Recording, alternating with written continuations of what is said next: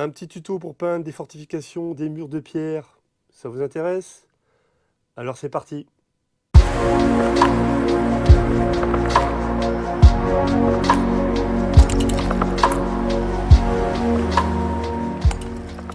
Salut la compagnie, moi c'est Alexis, alias Brandbar. Dans cette vidéo, nous allons expliquer la peinture de fortification et donc des murs de pierre.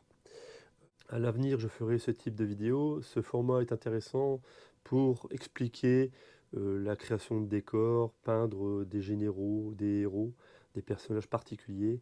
Voilà, et c'est entre parenthèses, c'est l'intérêt entre parenthèses de faire changer un petit peu de sujet plutôt que les projets habituels type Vanguard ou Kings of War ou enfin tout ce qui est jeu autre. Si ce format vous plaît, dites-le dans les commentaires, ça fera toujours plaisir.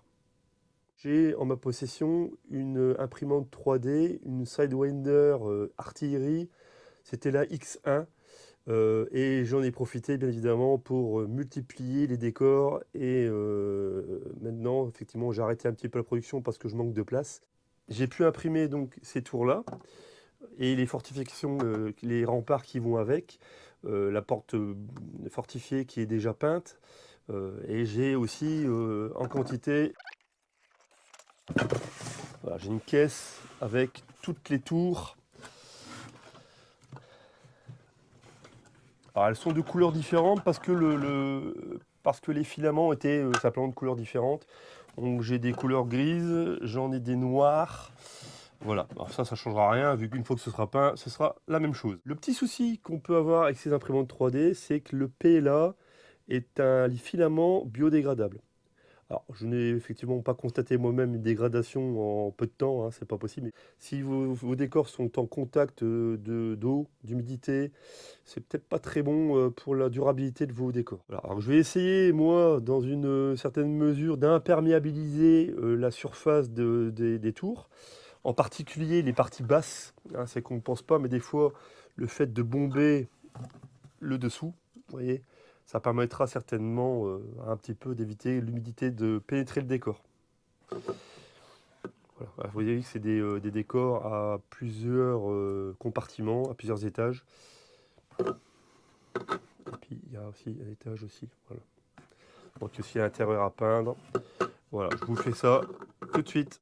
Alors moi je voulais utiliser un schéma de couleur, bien sûr qui m'est propre, qui s'adapte à mon idée, mon environnement, l'environnement assez dark fantasy, c'est-à-dire plutôt macabre, avec des morts vivants, des zombies, enfin des squelettes, des vampires. Oui, je suis assez porté sur la chose, j'aime la Oh nécromancie, my bon ça vous god. découvrirez ça plus tard.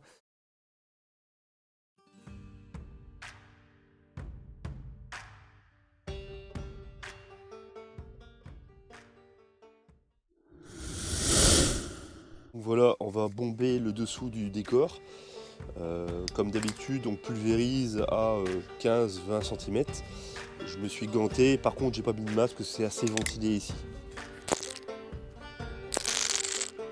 C'est un raté, manifestement, elle est vide. La sous-couche, ce sera du Angel Green. C'est la couleur que j'utilise pour baser tous mes décors, grosso modo tout ce qui est à partir de pierre. Alors j'en profite pour faire tous les dessous de décor, même les parties intermédiaires.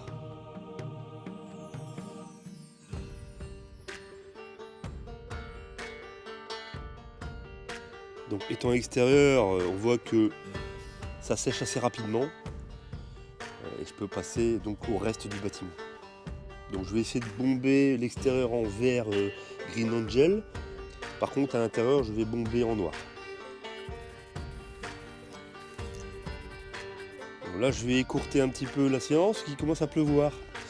Il y a une petite accalmie et j'en profite pour continuer.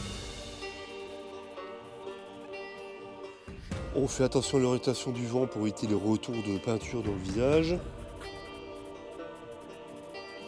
Vu que c'est une sous-couche d'imperméabilisation, allez-y généreusement.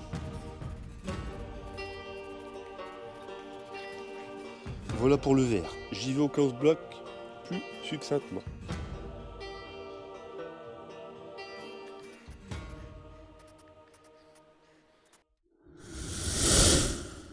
Nous poursuivons à l'aérographe. Nous allons appliquer le German Panzer Grey de Valero. On applique ça à entre 45 et 60 degrés, même à l'intérieur.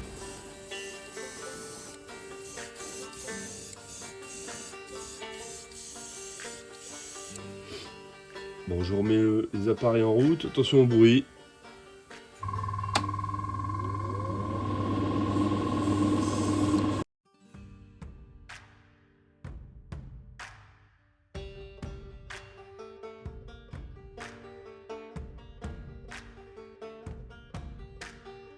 Après un petit nettoyage de l'aérographe, ça va nettement mieux. Et j'ai changé aussi l'aiguille et la buse. Elles étaient tordues, je crois. Ah, c'est comme une histoire de 40 €. Hein.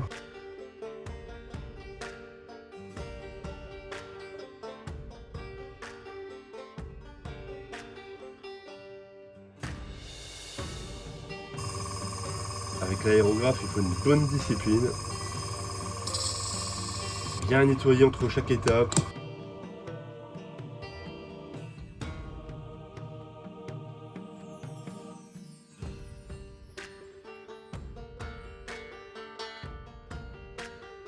Nous passons à une fine couche en zénithal, toujours à l'aéro, de Rotten White de Valero.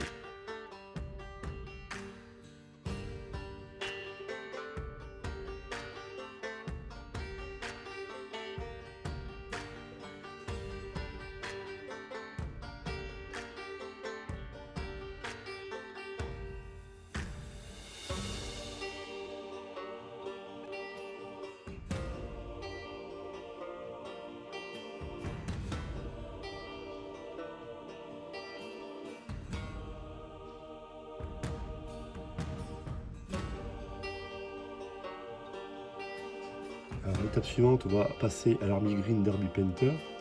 Ça va permettre d'amener un petit peu de vie à la surface de nos bâtiments, bien sûr sur les parties externes plutôt qu'internes. Voilà.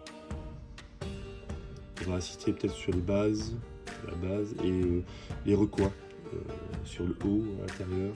Ça va donner un petit peu de relief et un peu, je vous dis, un peu de vie. Là, ce coup-ci, on va appliquer ce verre de façon un petit peu différente, ce sera du contre-zénithal, donc l'inverse. Au lieu du zénithal par le haut, on va faire du zénithal par le bas.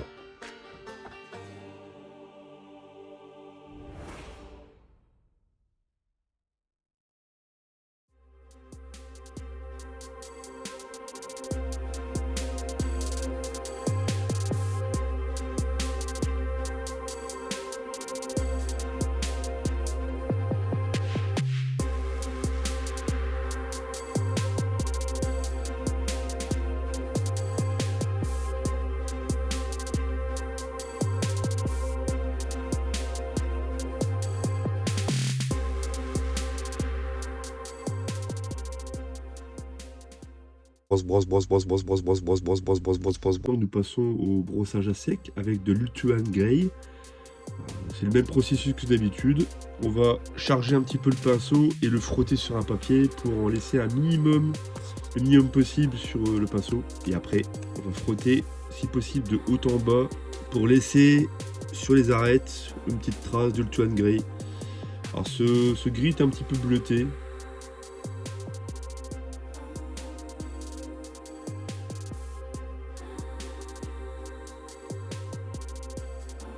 Alors on peut constater aussi que l'imprimante 3D avec dépôt de filament, ça fait un effet stratifié comme ça. Alors ça, malheureusement, quand vous faites ressortir comme ça avec les arêtes, avec brossage à sec, ça fait apparaître ces petits défauts. Bon, après maintenant, plus on avance au niveau technologique, la résolution sera de meilleure qualité avec le temps. On constatera de moins en moins ce genre de problème.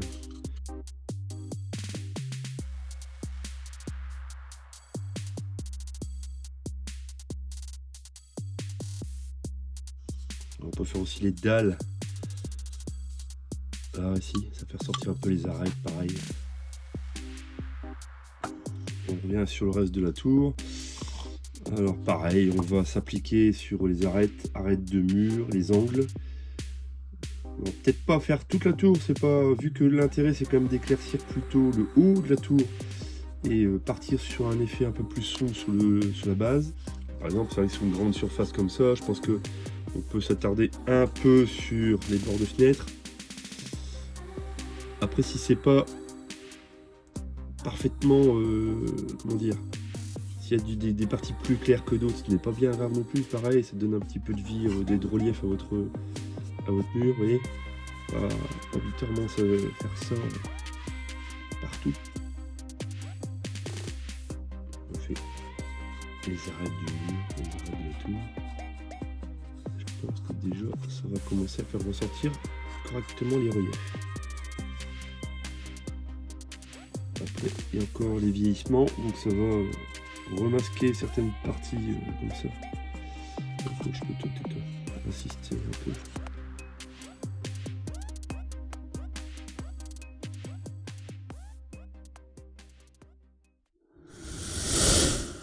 Voilà, on va passer au weathering, donc les vieillissements.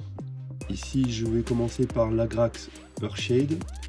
Je vais appliquer ça sur la base de la tour pour faire le lien avec le sol.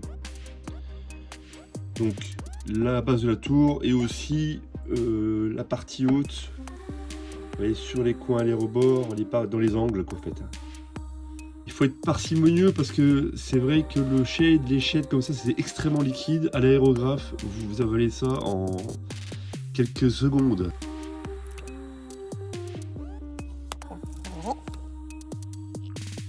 À la pipette, on aspire.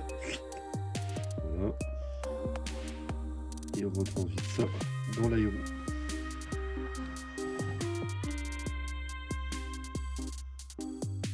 On met le petit couvercle pour éviter d'en être partout.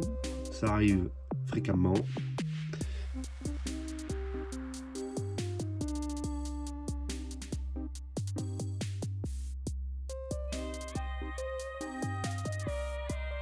Pour ce shade, on va rester sous la ligne ici, vous voyez. On va rester en contact avec le sol, voilà, et on va faire le tour complet de la tour. Peut-être pas trop ces parties-là, parce que on va pas insister dessus, parce que normalement, on les voit pas. Elles sont contre les murailles.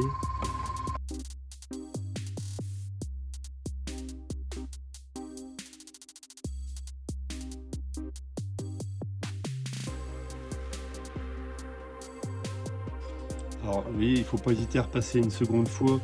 Le shade est assez translucide, assez transparent, ce qui fait que les effets s'estompent un petit peu avec le séchage. Donc pour passer à un second coup, ce n'est pas bizarre, quoi. On va passer à l'Atonian Camo Shade. Là, je suis vraiment en bout de course avec le pot.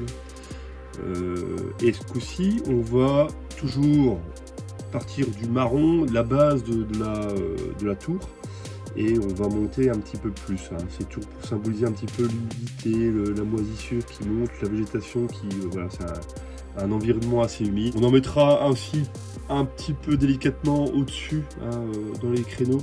Et on peut aussi peut-être en rajouter au niveau des arches ici, que je vais rassombrir derrière parce que c'est trop clair à mon goût.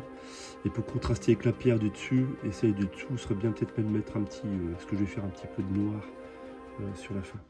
Et je reviens au primeur, hein, ça coûte moins cher d'avoir du primeur comme ça. Et ça, je vais utiliser, donc je disais, pour assombrir les arches. Et puis aussi les coins et les recoins là-haut.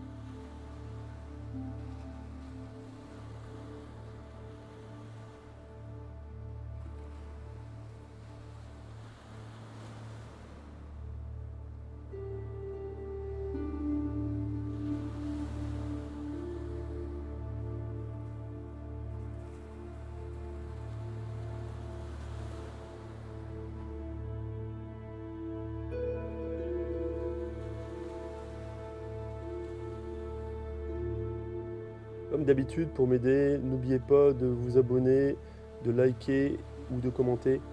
Ça m'aidera toujours pour persévérer et vous apporter toujours du contenu. Merci de m'avoir regardé, je vous dis à bientôt. Salut la compagnie.